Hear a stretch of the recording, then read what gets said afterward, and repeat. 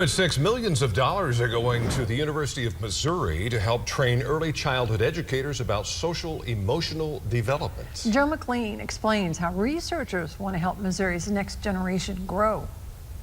The medical school here is getting $6.5 million funded through the American Rescue Plan Act. And the end game for that money is to help better prepare Missouri's children by helping them develop their social emotional intelligence earlier. Social emotional learning or development is really critical. It's part of development. People normally focus on physical development, but you have to have normal social emotional development as you progress in life.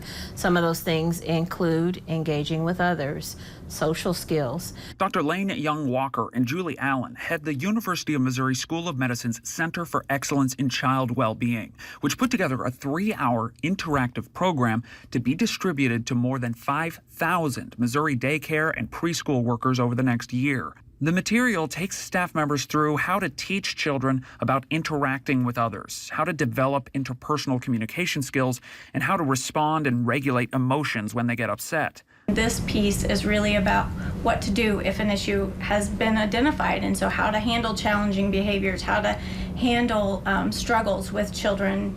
Meanwhile, the Department of Elementary and Secondary Education is focusing on the next stage of this same subject. Right now, it's updating its K-12 social emotional learning standards, and it's actually taking input from the public on how they want those standards to be shaped. You can fill out an online survey through September 15th on the State Education Department's website. In Columbia, Joe McLean, KY3 News.